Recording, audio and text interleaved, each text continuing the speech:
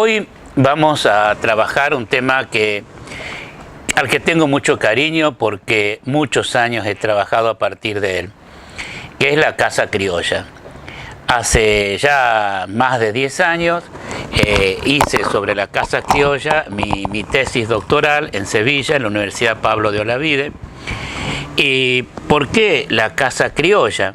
Porque cuando yo estaba haciendo los primeros pasos allá en España y le nombraba la casa chorizo, como la nombramos habitualmente todos acá, me preguntaban, ¿esa es la casa donde vivían los ladrones? No, al contrario, era una casa que no vivían los ladrones, vivían muchos inmigrantes, trabajadores, nada que ver con los ladrones. Entonces tuve que poner ese nombre, criollo, que es un producto vernáculo, es decir, un producto hecho acá, pero que con procedencia de afuera. Es decir, no inventaron acá la casa chorizo. Tiene situaciones que vienen de afuera, son insumos foráneos, digamos, ahora en producción económica. Esos insumos foráneos han recorrido un largo camino. Incluso vienen desde México, cuando fue la conquista, los primeros años de establecimiento de los españoles en ese territorio, que generaron algunas casas de renta, algunas casas de alquiler, y las hicieron como lo que ahora pensamos la casa chorizo.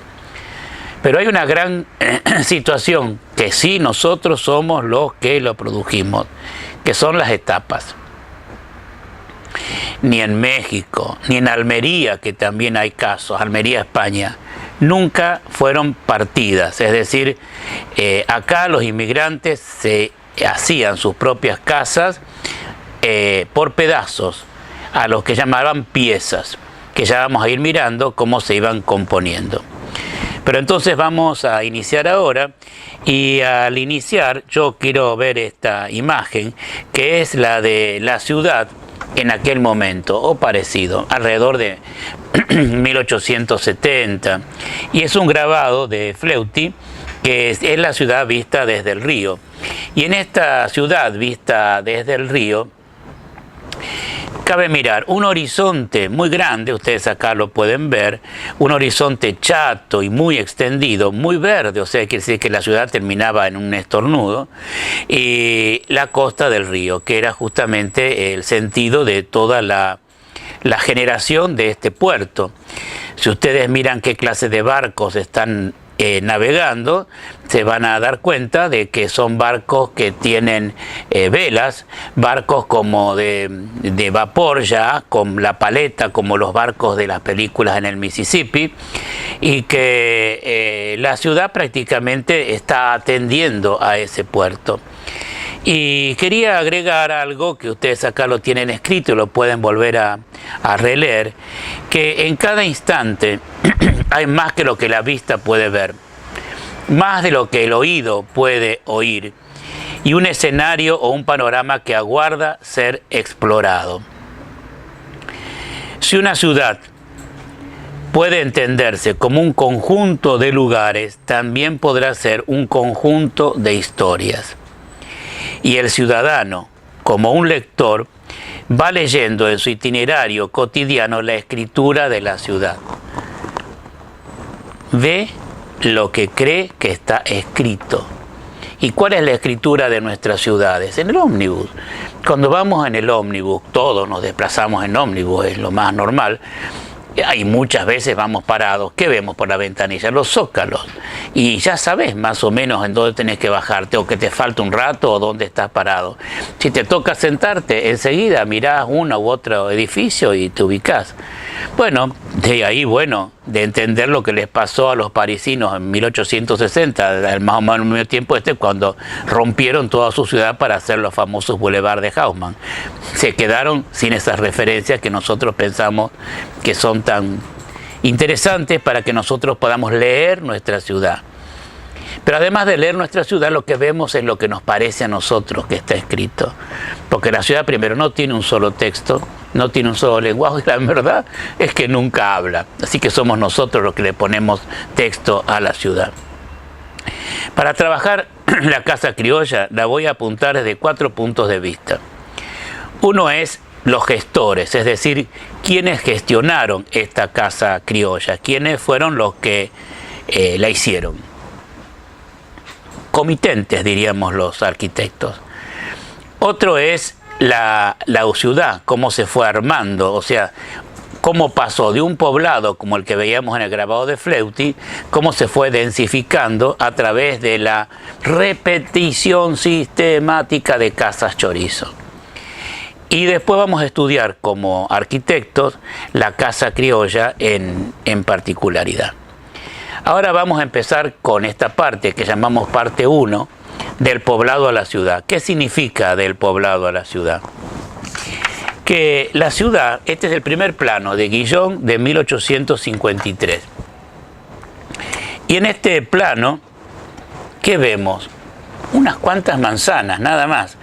Y el río. O sea, el río, que acá lo vemos, o sea, el río, una laguna y una serie de escuadras, que forman las manzanas. Y acá, ¿a quién está atendiendo? Está atendiendo al río, está atendiendo al comercio, está atendiendo a todo aquello que significa intercambio.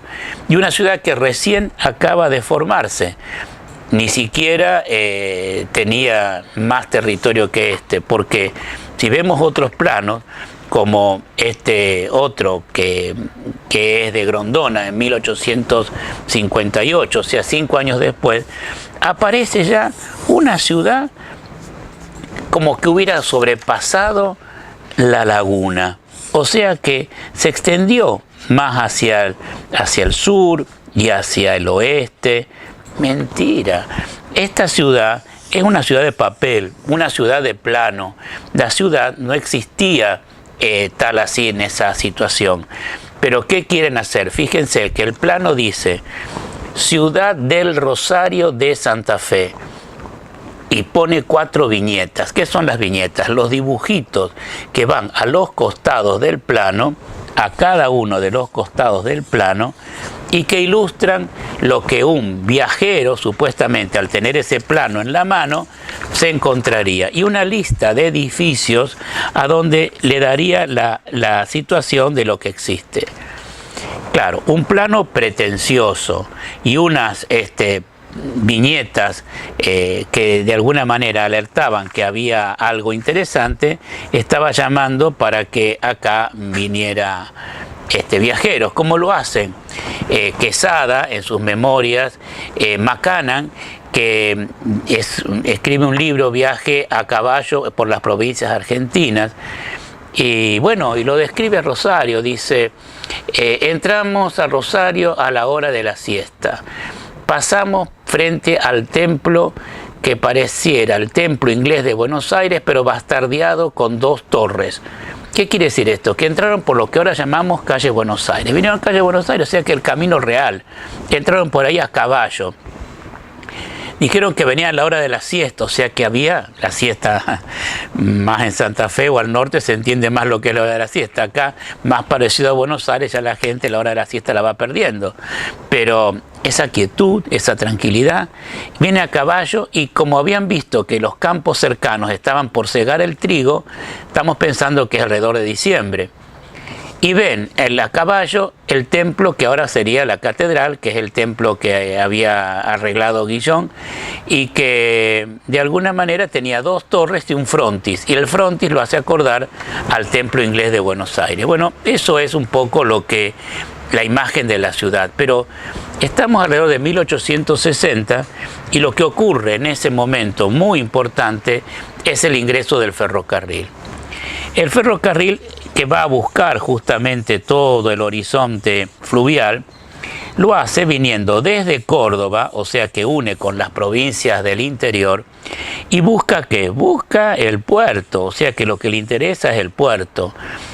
Como también había cierto transporte de pasajeros entre Córdoba y Rosario, los rosarinos le piden a la compañía inglesa que traiga la estación más cerca, porque la primera era a donde ahora hay un restaurante que se llama, ¿cómo se llama el restaurante de ahora? El de la el ferro. Ahí, en el Ferro estaba la estación. Le pide que la acerquen, así que el Ferro era como lejísimo, como digamos allá lejos. Y se haga una estación nueva, invierte una estación nueva que es ahora Rosario Central o el Distrito Sur. O sea que hasta ahí llega el tren y abren lo que ahora es un viaducto que pasa desde la parte de abajo, la ciudad de abajo, a la parte de arriba, en auto. Eso venía al revés, o iba y venía el ferrocarril, por eso es suave. Y si ustedes recorren ese viaducto, van a ver que hay como unas trampas cada tanto, que es para que la gente, que los obreros que circulaban por ahí, se guarecieran si venía un convoy, y que venía no uno, un montón. Más de 100 convoyes al día entraban y salían de Rosario, cargando y descargando. Pero además de esta línea que vemos que entra acá, vemos otra línea, la otra línea que va por lo que ahora es Avenida Pellegrini. O sea que bien en el borde de la ciudad había otra línea de ferrocarril. Y esa línea de ferrocarril, ¿a dónde buscaba? Buscaba también a otra forma el puerto, o sea que por el otro lado, uno por un lado y otro por el otro lado. Por eso muchas veces se llamó a esto movimiento de pinzas. Y buscaban siempre el puerto. Y ahí en ese era un puerto privado, que ya podemos hablar después mejor, a donde está ahora el Parque Urquiza, era justamente su playa de maniobras. Unía con Casilda, que era donde producían el trigo y los productos para exportar. Si ponemos más atención a este plano de Grondona, vemos que las calles son paralelas. Todas las calles van generando una serie de escuadras, pero en el pedacito inicial alrededor de la plaza hay una cierta línea inclinada. Esa línea inclinada es porque realmente el cordel no era exacto en los primeros series originales. Estaban copiando lo que era un camino. El camino que venía de Buenos Aires se iba hacia Santa Fe y generaba la Plaza 25 de Mayo. En ese pedacito es justamente el plano de Guillón. Eso es realmente lo que estaba densificado, que acá lo podemos ampliar porque lo vemos más en detalle. Esta escuadra acá y este plano. Pero atención, que nosotros como rosarinos tenemos que tener el orgullo de que es una de las pocas ciudades en el mundo que tenemos fotografías de ese momento inicial de la ciudad. Y acá tenemos a cada uno de los costados una fotografía de lo que es calle Córdoba. Fíjense que era un día de lluvia, las calles una empedrada, otra con tierra, hay una zanja, las casas bajas de azotea plana y el puerto, el lugar de los barcos, que ya lo habíamos visto anunciado en el grabado de Fleuti, y creámosle a Fleuti, porque ahí tenemos el testimonio vivo de que así era. Barcos que no se podían acercar exactamente por el calado a la costa, entonces tenía que poner tablones para llegar hasta la tierra firme. Pero en esa tierra firme inmediatamente empezaba la barranca, y por eso en esta fotografía acá podemos ver exactamente cómo era ese entorno. Había una ciudad de arriba, blanca, escuadrada, como vemos en estas fotos de acá, esa ciudad de material, y otra ciudad non santa, la ciudad de un puerto, del contrabando, porque esto que era el almacén de Danuncio, que está acá está la puntita que se ve, era oficial, pero no había una aduana todavía firme para poder mantener el control de todo este enorme flujo de mercaderías, gente. Imagínense el lío que habrá sido ese lugar de abajo. Ahora, ¿qué hay? Una vocación de escuadrar, una vocación de regularizar. Entonces, así como vimos esto que estaba en este pedacito un poco torcido, vemos que enseguida se tiende a que todo sea rectilíneo y que cualquier acontecimiento como la laguna se deseque y se transforme en plaza escuadrada. Más fotos. Fotos de gente, o sea que, como decíamos al principio, que es un lugar de muchas historias. Escuchemos la voz de esta gente que ha salido afuera de la droguería del Águila, porque ahí arriba se ve el águila, ha salido afuera, ahí está el águila, ahí arriba está el águila. Esta gente que está allí son los pobladores. O sea que no solamente tenemos las fotografías de las primeras casas de Rosario, sino también de la gente, de su gente, cómo eran, cómo se vestían, qué hacían. Evidentemente, pongamos que esta foto la ha sacado un domingo, nadie tiene ese registro cronológico, pero la gente está en el medio de la calle. ¿Qué tránsito habría ahí? O sea que el silencio que vio Macanan en el 30 y pico, de haber vivido todavía 30 años después, por más que se había construido más la ciudad. O sea que evidentemente no era tan ruidosa como es ahora. Pero siguiendo el tranco, Carrasco en este plano es mucho más sincero con nosotros como futuro, porque vemos, si bien vemos la laguna de Secada, acá la vemos, acá está la laguna de Secada, el plano tiene grisado todo lo que estaba realmente densificado, o sea que es este pedazo. Y el otro, sí, va a ser ocupado, va a ser llenado, está previsto que la ciudad va a crecer, pero lo que está realmente ocupado es este pedazo, o sea que esta es la ciudad de 1880. Yo sigo y veo que en estos otros planos tenemos una curiosidad importantísima. Rosario tiene dos trazas superpuestas. Una traza original, como vemos acá, que es la división de lonjas, que fue la división original del territorio, de Montenegro y demás, y el trazado de la ciudad, que tiene un ordenamiento diferente. Este cambio de rumbo hace que a medida que la ciudad fue avanzando, según los programas acá del plano de Grondona, la ciudad iba conteniendo manzanas que en su interior tenía divisiones increíblemente no paralelas con los bordes de las casas. Bueno, este crecimiento en estampida fue llevando que la ciudad pasó con una curva muy significativa de habitantes hasta llegar a 1910 con más de 150.000 personas en este lugar. Y acá podemos ver la situación de una curiosidad, que es, decíamos que a la estación Rosario Central la habían traído cerca del poblado, y acá nos damos cuenta, porque si esto es el poblado, la habían traído cerca y no allá en el Ferro, que quedaba mucho más lejos. La inseguridad estuvo siempre. Entonces, ¿qué ponen los ingleses? Ponen una torre con un reloj, acá lo ven, torre con un reloj que todavía subsiste. Y si analizamos la planta, esto es Wilray, o sea, el borde de la ciudad, y para acá es el territorio de los ingleses, su propio espacio, acá está el río. La torre está puesta en cualquier lado con respecto a la ubicación interior de la planta, pero no en cualquier lado con respecto a la calle Paraguay. La calle Paraguay está justo en el eje, entonces está liderando una situación urbana de borde.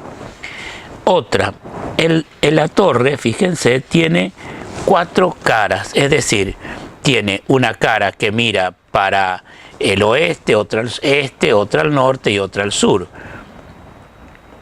La verdad es que desde el río verían, porque la del norte no se vería, la del sur la veía la ciudad y las otras también.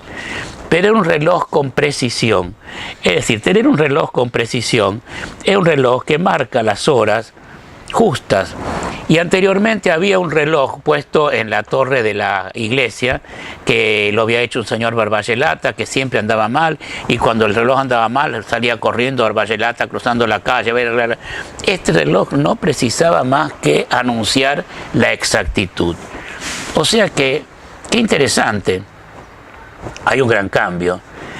Este reloj por el ferrocarril que iba a Córdoba, se dialogaba con el Observatorio de Córdoba y daba la hora oficial exacta.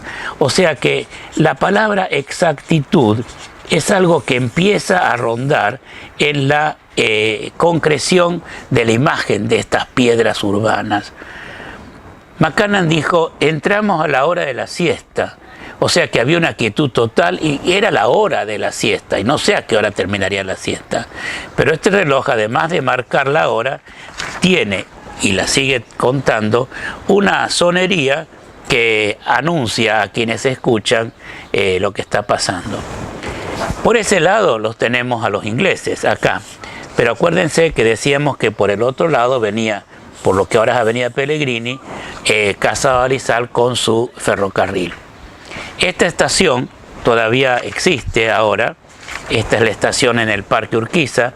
Le han sacado, le han demolido este torreón. De todas maneras es un edificio simétrico con dos pabellones de esquina, aunque este pabellón de esquina lo hayan sacado. Y esta foto de acá abajo muestra desde el Parque Urquiza, o sea que ahora el Parque Urquiza. Vemos todo acá los hangares de las máquinas, y también fíjense cómo están los espacios abiertos, que hay un caballo pastando, y que es en la total ruralidad, o sea que ahí no hay nada. Eso no hay ningún aspecto urbano, es algo completamente apartado de la ciudad.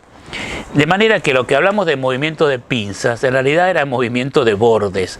O sea que ahora lo contamos como pinzas porque la ciudad pasó por sobre esas pinzas, pero si no, no era una situación que molestara. Acá en esta foto vemos un buggy lo que se importaba, que era la parte de hierro, que después la parte de madera se construía acá in situ. Pero fíjense cómo la revolución industrial está proveyendo el ferrocarril, la exactitud y el puerto mecanizado a una ciudad desde su inicio real. O sea que no hay otra alternativa. Y acá en este gráfico vemos entonces con rojo la entrada del ferrocarril inglés y la otra entrada del ferrocarril privado y la ciudad. Y en este plano también vemos que aparentemente está poblándose. Pero la ciudad va a pasar recién los bulevares alrededor de 1920. Y entonces, comparando la imagen que tiene Guillón acá con las torres de la iglesia, la torre de los que estamos hablando ahora, del ferrocarril, el plano con las pinzas y la ciudad vista desde el río, nos vamos imaginando cómo era la ciudad de Rosario hacia 1880.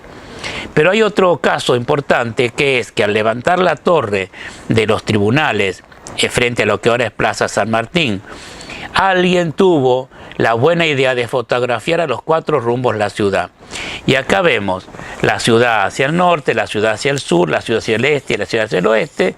¿Y qué vemos? Una ciudad chata, totalmente vacía, en muchos aspectos baldíos. Y cuando está densificada, ¿quiénes son los protagonistas? Nuestras casas chorizo. ¿Y por qué pueden desplazarse de un lado al otro? Por el ferrocarril urbano. ¿Cómo el ferrocarril urbano? Sí, el ferrocarril urbano son los tranvías. O sea, que Scovi ya lo hizo en Buenos Aires, del centro a los barrios, de cómo el centro, por más que una cosa muy chiquita, de golpe con las redes de tranvías van uniendo lotes que aparentemente están muy lejos a la cercanía del centro. ¿Por qué al centro? Pues supone que alrededor del centro estarían los elementos de interés laboral para la gente que vivía en esas casas. Acá apunto, para que después lo lean con tranquilidad, cómo se fue organizando el servicio de tranvías, que hacia 1882 contaba una empresa con 12 coches, 30 empleados y 50 caballos. ¿Por qué caballos? Porque todavía no eran tranvías eléctricos, eran, digamos, transportados por caballos, pero sí los rieles. Mr. Ross, que era uno de los empresarios, los importaba de Inglaterra, de otra vez la revolución industrial, o sea, los rieles que hacían las vías. Y acá están las líneas las líneas, cómo iban, fíjense de nuevo acá, apuntando a todo el centro está bien cuadriculado porque son las líneas donde iban. ¿Y dónde iban? Para el sur, para el oeste o para el sur, cómo iban desplazándose para unir puntos distantes. Esto es, digamos, un comienzo para tener idea de lo que era la ciudad. Acá marcamos los puntos distantes, o sea, que de alguna manera son los bordes de la ciudad, para tener una referencia de hasta dónde llegaba la población.